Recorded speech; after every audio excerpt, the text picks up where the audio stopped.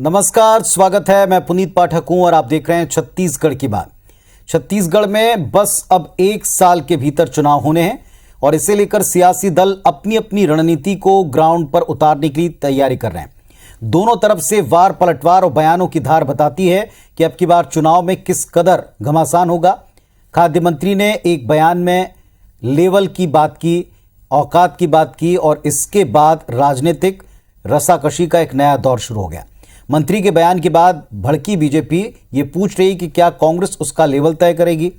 आज हम इसी विषय पर दोनों पक्षों की राय भी जानेंगे, चर्चा भी करेंगे और खुली बहस। लेकिन आपको इस पर रिपोर्ट दिखाएं उसके पहले बता दें, हमारे साथ दोनों पक्षों से 2 बड़े ही कुशल और समर्थ नेता जुड़े हैं इस पर अपनी बात रखने के लिए। अटल श्रीवास्तव जी हैं, कांग्रेस पार्टी का पक्ष रखेंगे, अध्यक्ष हैं पर्यटन बोर्ड के, और रजनीश सिंह साहब हैं भारतीय जनता पार्टी के एक बड़े सुलझे हुए नेता, विधायक महोदय जो तर्कशील बात करते हैं। आप दोनों को नमस्कार, बहुत स्वागत है आपका छत्तीसगढ़ की बात में। एक रिपोर्ट दिखा दें किस विषय पर हम बात कर रहे हैं, क्यों कर रहे हैं, कौन सा वो बयान था, फिर आप दोनों के पास आएंगे।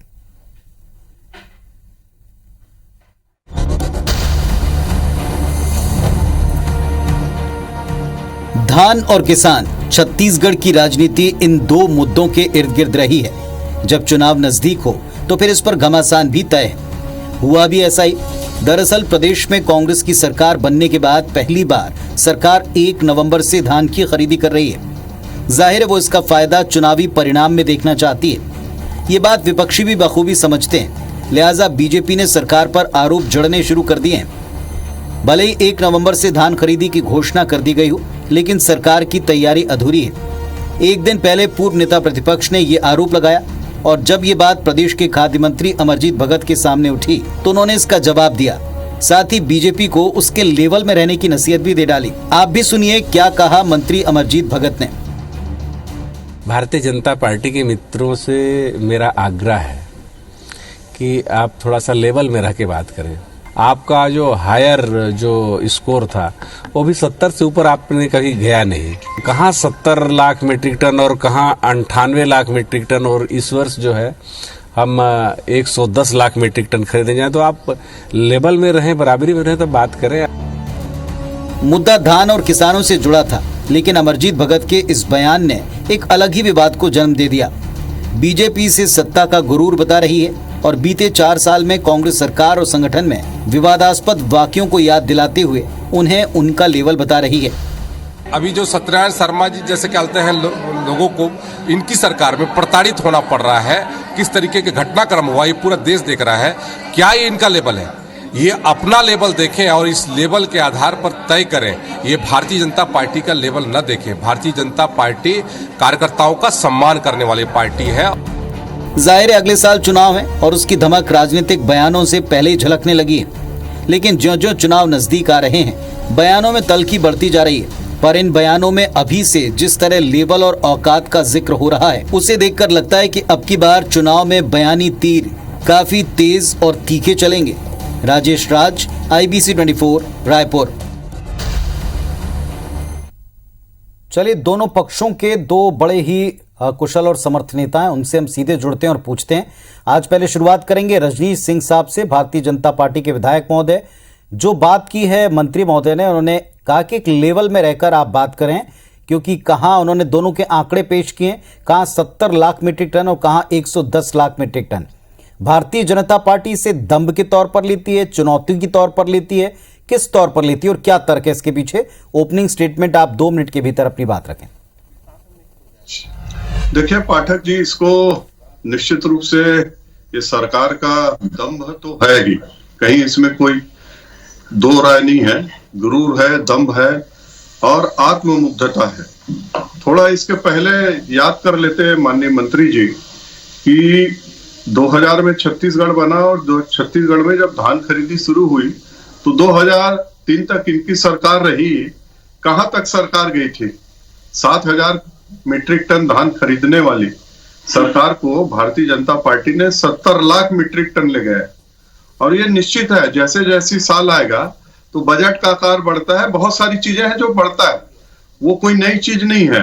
2021 में यदि 92 लाख मीट्रिक टन है तो वो 22 में 97 होगा।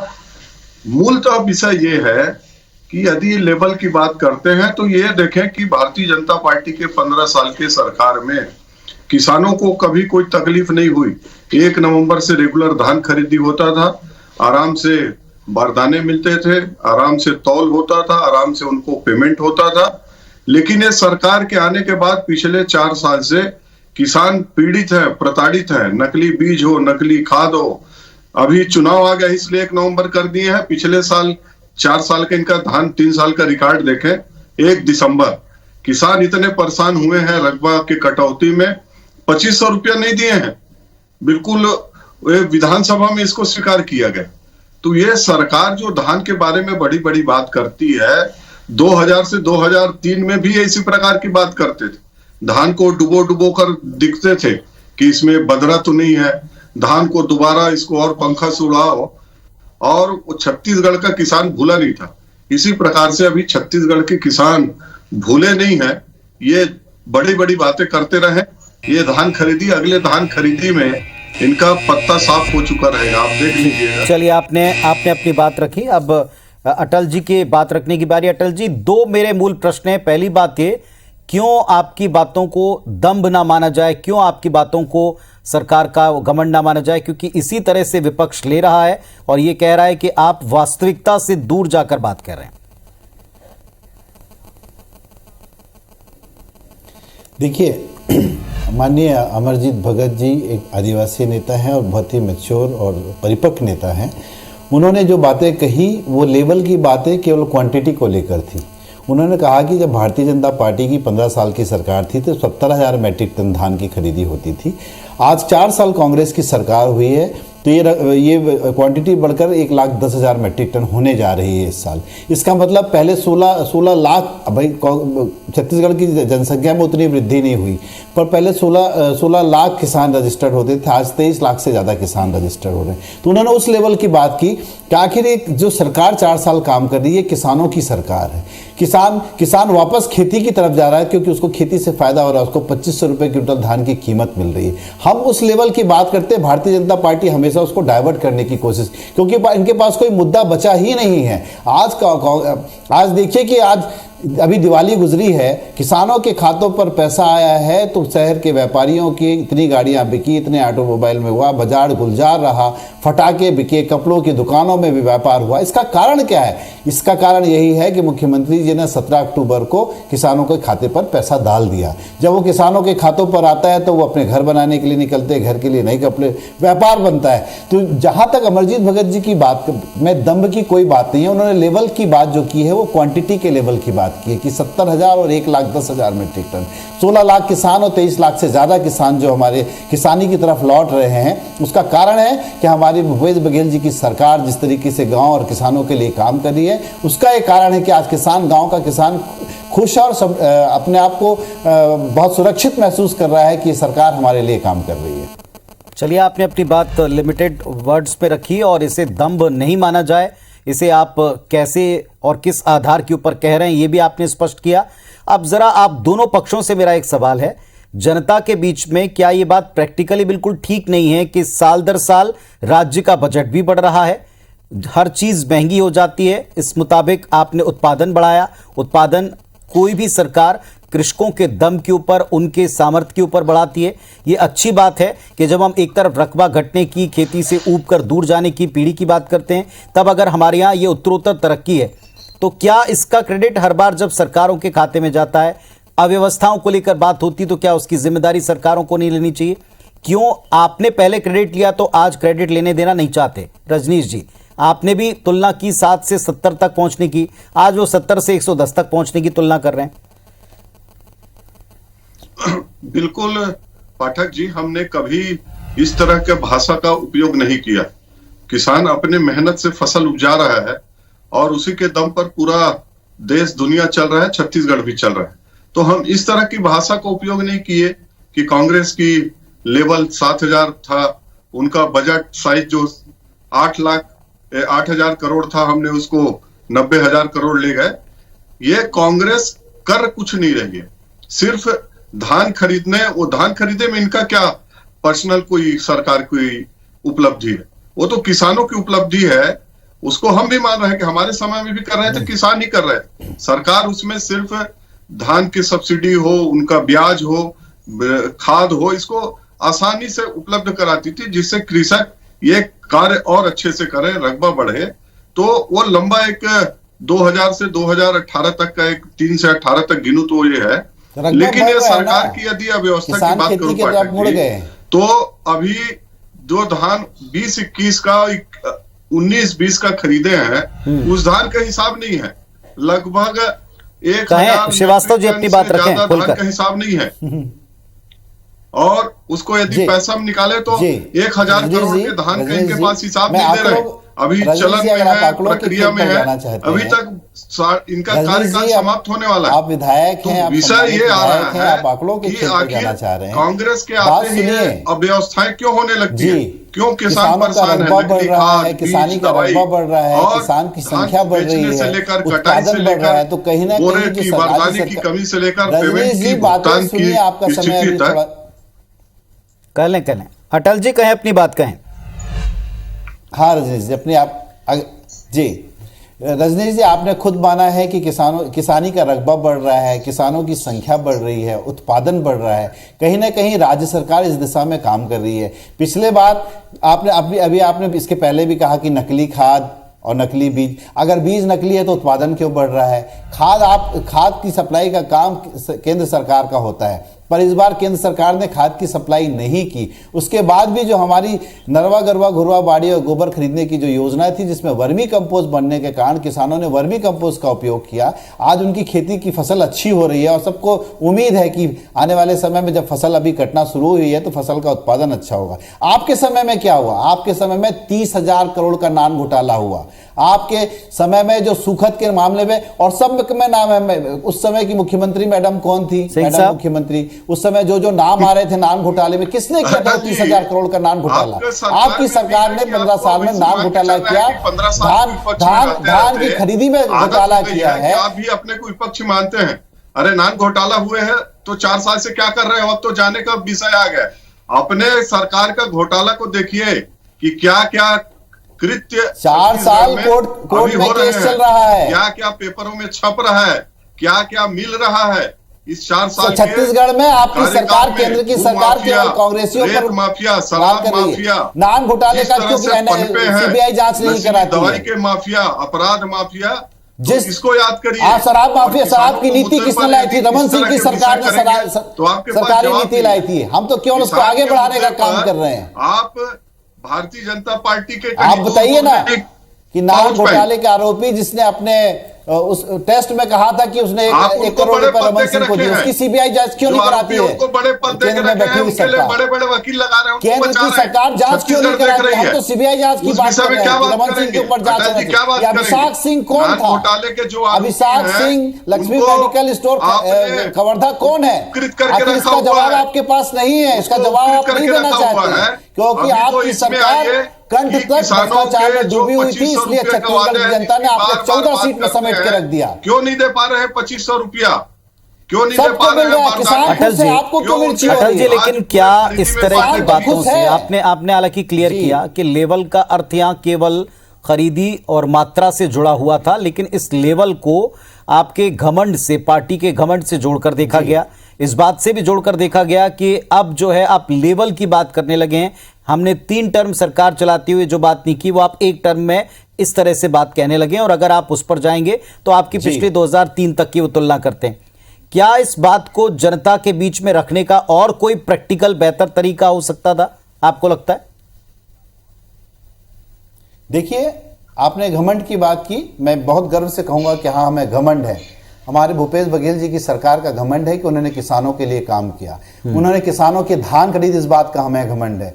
हमने रोजगार के साधन उपलब्ध कराए और शिक्षा कर्मियों को नियमित किया, उस बात का हमको घमंड है। घमंड या हमको गर्व कहना चाहिए कि हमको इस बात का गर्व है कि हमने उस क्षेत्र पर काम किया। हमने के आदिवासियों के 7 वनोपज की जगह 65 वनोपज की खरीदी की, इस बात का हमको गर्व है। इस बात का भी हमको गर्व है कि आपने आत्मानंद इंग्लिश मीडियम स्कूल शुरू किया, जिसमें गरीबों के बच्चे पढ़ते हैं। तो इन 4 सालों की सरकार, जिसमें 2 साल कोरोना के गुजरे, उसके बाद भी लगातार आज राजीव मितान क्लब का गठन हुआ है, गांव-गांव में हमारे छत्तीसगढ़ ओलंपिक शुरू हुआ है। ये सब क्या हमको इस बात का गर्व और घमंड है कि हमने छत्तीसगढ़ की अस्मिता और स्वाभिमान की रक्षा की है, हमने छत्तीसगढ़ की संस्कृति को बचाया है। सिंह साहब, हमने छत्तीसगढ़ ये गर्व की बात है सरकार जो अपने खाते में ले रही है और कहती है हमारा प्राउड है। सरकार को इस बात का भी घमंड है कि मंत्रियों के, मुख्यमंत्री के बंगले में त्योहार मना ले तो उनको लगता है छत्तीसगढ़ खुशहाल है। 15 लाख हमारे गरीब भाई बहनों को आवास नहीं मिला, इसका भी इनको घमंड है। 20 लाख परिवारों के माता बहनों का अपने रेडी टू ईट का काम इन्होंने छीन लिया, उसको भी इनका घमंड है।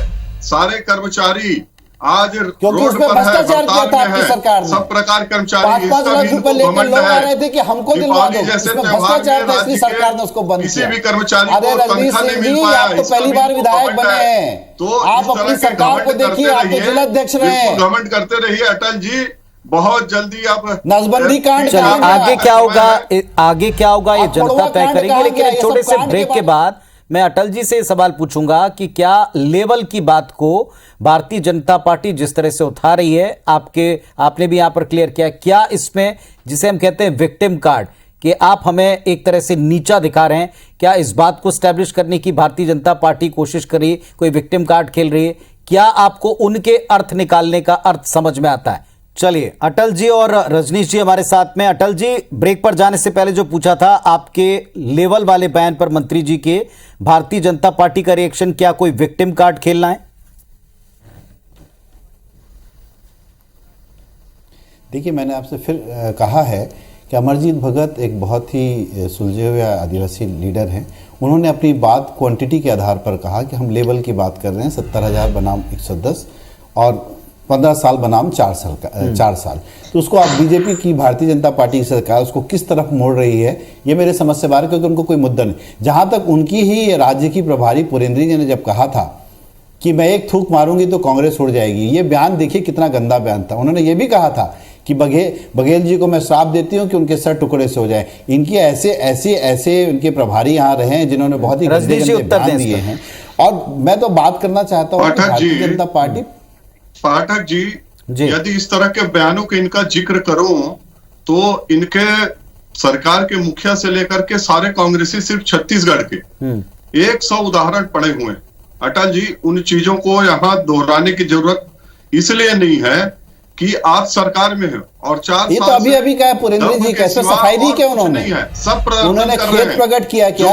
छत्तीसगढ़ पुरेंद्र जी ने खेत प्रकट किया क्या? उसका इतना खेत प्रकट किया क्या? उसका वीडियो अवेलेबल है। 2018 उन्होंने कहा था सरकार गठन के बाद दिखने लगा है। तमाम ऐसे बयानात हैं आपके कि कहीं पर कोई कमी होता है तो केंद्र सरकार ने ऐसा नहीं किया।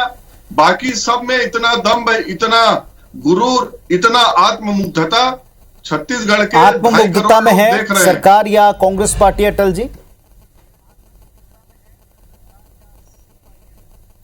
कांग्रेस, मैंने आपसे कहा कि कांग्रेस आत्ममुग्ध है, कांग्रेस गर्वान्वित है कि कांग्रेस में पहली बार छत्तीसगढ़ राज्य बनने के बाद छत्तीसगढ़िया मुख्यमंत्री आए। उन्होंने छत्तीसगढ़ के गांव और किसानों के लिए काम किया। इस बात का हमको गर्व है। हम गर्व से कहते हैं कि छत्तीसगढ़िया मुख्यमंत्री आगे छत्तीसगढ़ की अस्मिता और स्वाभिमान की लड़ाई। छत्तीसगढ़, उनको 3 साल का समय मिला, उन्होंने ही धान खरीदी शुरू की थी। आपने केवल उनकी धान खरीदी को आगे बढ़ाया था। नहीं, छत्तीसगढ़िया को बना दिया था पहले मुख्यमंत्री। नहीं, हमने प्रतापगढ़िया, आपने तो प्रतापगढ़िया को बनाया ना, आपने तो प्रतापगढ़िया को बनाया, रमन सिंह को जो प्रतापगढ़ से आए। हम तो छत्तीसगढ़िया स्वाभिमान की बात करते हैं। अजीत जोगी जी वो छत्तीसगढ़िया नहीं थे, वो भारत के थे कि भारत से भी बाहर के थे छत्तीसगढ़िया थे वो। आजकल प्रमाण पत्र बांट रही है कि कौन छत्तीसगढ़िया थे, पर यहाँ तो हम तो क्षेत्रीय अस्मिता की बात कर रहे हैं। रजनीश सिंह जी, आपके नेताओं की 15 साल की बेनामी संपत्ति की अगर माननीय भूपेश बघेल जी जांच कर देना तो आपके सब नेता जेल में होंगे। भदौरा कांड क्या था, जलकी कांड क्या था, बृजमोहन जी का पीएमटी घोटाला क्या था, इनकी जांच बस हो जाए। मैं तो माननीय मुख्यमंत्री जी से मांग करना चाहता हूं कि 15 साल में बेनामी संपत्ति की जांच हो जाए। भारतीय जनता पार्टी का एक नेता नहीं बचेगा जो जेल ना जाए, और जांच होनी चाहिए 15 साल के घोटाला करने के पहले एक बार थोड़ा सा समझ लीजिए, सोच लीजिए। भदौरा क्या बोल कांड रहे के बारे में बताइए यदि किसने किया बघेल जी था, पहले जलकी कांड के बारे में बताइए छत्तीसगढ़ किसने किया के, था, तो किसने आप सरकारी जमीन को बेचा, मुख्यमंत्री इसके बारे में जवाब नहीं मुख्यमंत्री देंगे। अजीत जोगी जी क्या थोड़ी थे? देर में आप बोल देंगे वो राम का छत्तीसगढ़ मंदिर के वही थे कि नहीं बनेगा, थे? फिर आप राम भगवान उसी पर आ सरकार जाएंगे, में माननीय फिर अभी धर्म बहुत पर आ सारे जाएंगे। मंत्री हैं अरे जो सब मुद्दा पर मंत्री बात थे। कीजिए, वो आप छत्तीसगढ़िया थे कि नहीं थे? भ्रष्टाचार कि पर अभी बात आइए कीजिए। छत्तीसगढ़ भदौरा की कांड सरकार। किसका था, जलकी कांड, 2000 नोटबंदी से कांड, 2000 पीएमटी कांड, इसके बारे में बात अटल कीजिए, जी, आप- इसकी जांच की मांग आप जवाब कीजिए, दीजिए ना, इतना चिल्लाने इसकी से नहीं जांच की होगा। बात। अरे आपने आपसे तो मैं अपना सवाल आदिवासी पूछ रहा हूं, प्रदेश प्रश्न अध्यक्ष हटा दिया इस कि आदिवासी पहले राज्य में। मुख्यमंत्री माननीय अजीत जोगी जी के चलिए, कुल मिलाकर मुख्यमंत्री लेवल की बात कांग्रेस पार्टी कहती है कि ये हमने केवल जो संख्या या मात्रा के आधार के ऊपर बात की थी, ये तुलनात्मक है। भारतीय जनता पार्टी के ये सरकार का दम्भ है, ये आत्ममुग्धता है। पार्टी कहती कि हमें गर्व है जो कुछ हम 4 साल में कर पाए, जो सत्ता पक्ष में है। दूसरी तरफ से कहा जाता है कि ये आत्ममुग्धता में वास्तविकता से दूर ले जाते हैं, हर चीज का अति बयान। लेकिन इन सब का निर्णय अंततोगत्वा प्रदेश की जनता करती है। प्रदेश की जनता किसे, किस पार्टी को, किस लेवल में, किस पक्ष में खड़ा करती है, ये वो तय करती है। और वो ध्यान से आप दोनों को या पार्टियों के बयानों को जरूर सुन रही। फिलहाल आप दोनों का शुक्रिया अपनी बात रखने के लिए। नमस्कार।